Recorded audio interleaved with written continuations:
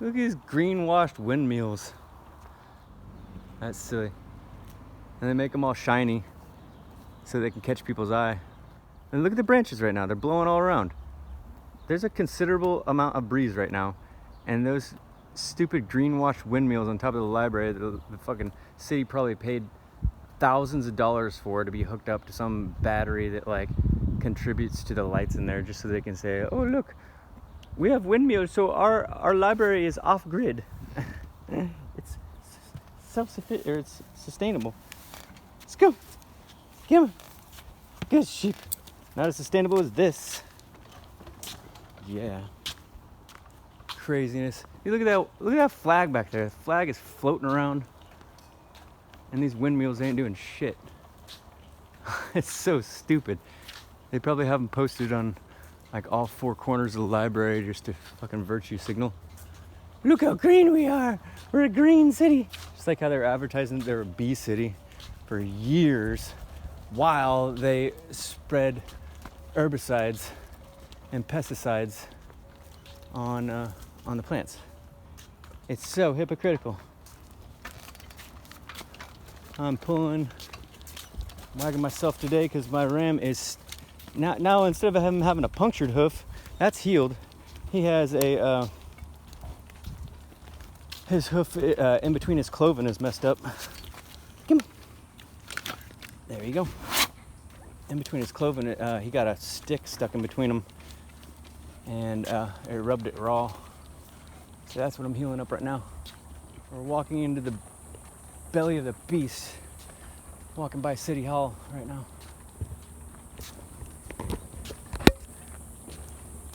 Going to the post office to pick up our summer bug netting and a new water distiller. A new off-grid water distiller that's just was designed and came on the market. I don't know, in the last year. Because I look for new water distillers, off-grid water distillers every year. There's only like 2 of them that are on the market, and they're big and bulky. They don't fit in your backpack, and they don't have any moving parts, but they do have like parts that can be crushed and messed up. And this one is the first one that is small, compact, fits in your backpack, and it doesn't have any like weak parts on the design that can get broken or smashed if you were to like fall on your backpack or something like that. So yeah, we're going to pick it up.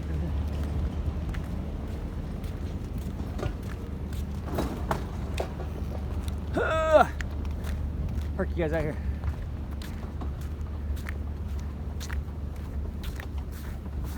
Here. Good sheep.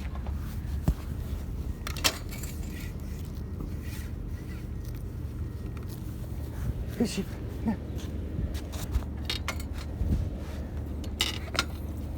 Good girl, Rosie. Yeah. Gotta get my ID. Gotta get my ID. Always park my wagon where I can watch my sheep.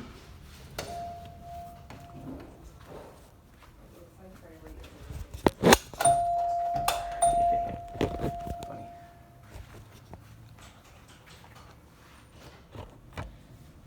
Got a button on my shirt so I look civilized. Don't look like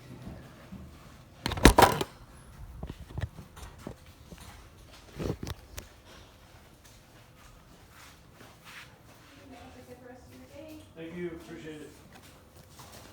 Hey, thank you. I have package, 2 packages. Butcher. Thank you so much. Thank you guys for providing the service. General delivery is such a service. You can have any package sent general delivery to your name at any post office, and they'll hold it for some of them 2 weeks. This one holds it for a month. Thank you, Nicole. Have a good day. You too. Hello, how are you?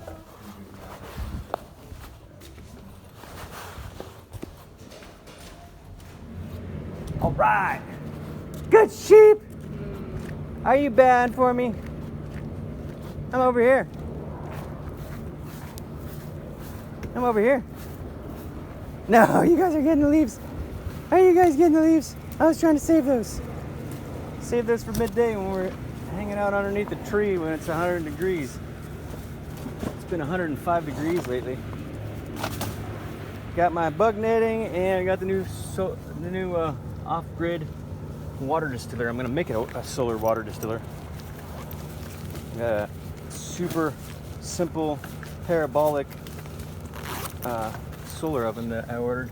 And as soon as that comes in, I'm gonna pair them up, and it should work as a solar distiller.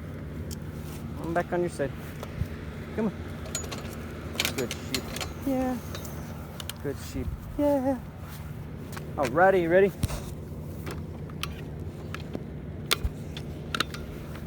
Whoa, look at all that poop.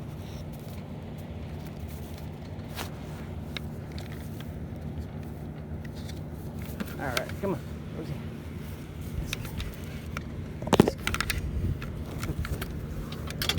Ready? Oh yeah, that's good. Good sheep. Yeah. Good sheep. What good sheep, oh what good sheep, yeah. Oh, this stupid leash. This brand of leash is the dumbest leash. Don't ever get Emperor Pet. They have a locking mechanism that's the opposite of all the other extendable leashes. All the other extendable leashes, you have to push down and push up in order to lock them. And if you want to unlock them, you just pull it back and it unlocks. But this one, if you push down, it automatically locks back. And in order to get it to unlock, you have to have slack in it. And this cannot have slack on it right now because it's pinched. Dude, the stupidest fucking design.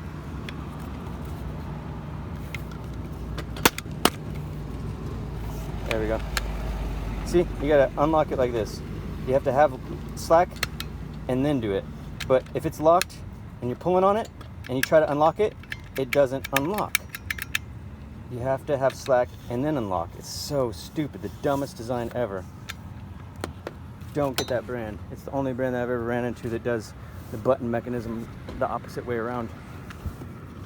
All right, let's go. Good sheep. Yeah, good sheep.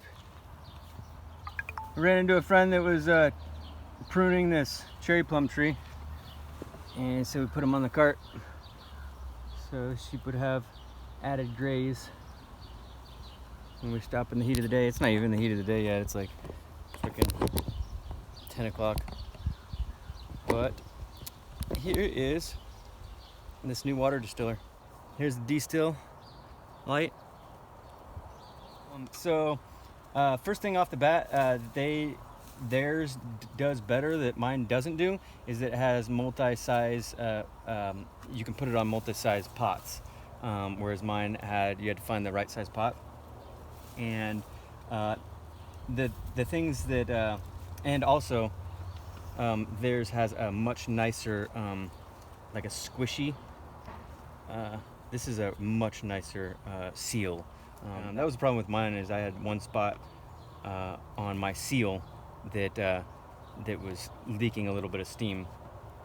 One of the things though that my designs have an advantage over this one is that they have a much bigger hole, and the top vessel that you pour the cold water in so that the steam more readily collects on the bottom side of that cool vessel surface.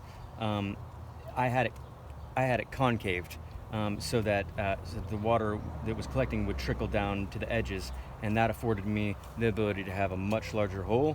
And so I told them that if they came out with an actual vessel that came with it that was concave on the inside, then they could broaden this hole much wider, and it would be much more efficient.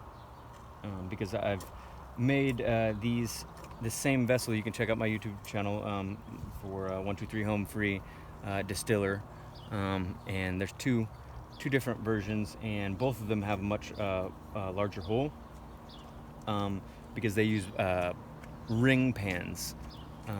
Ring pans, it's like a bunt pan. Technically they're called ring pans though.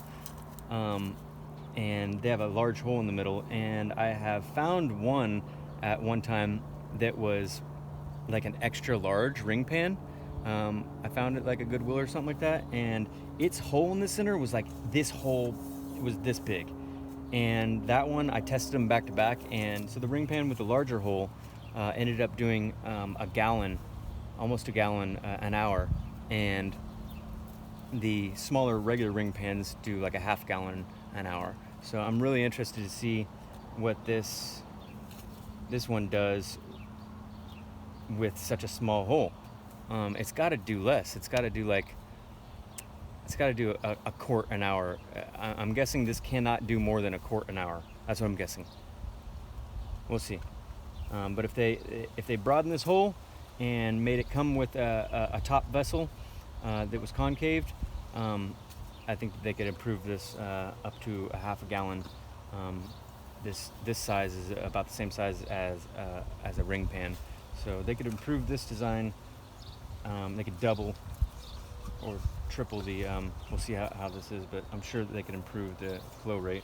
But this is very solid. This is all solid stainless steel, whereas the one that I was using had all ring pans are aluminum. That's one bad thing.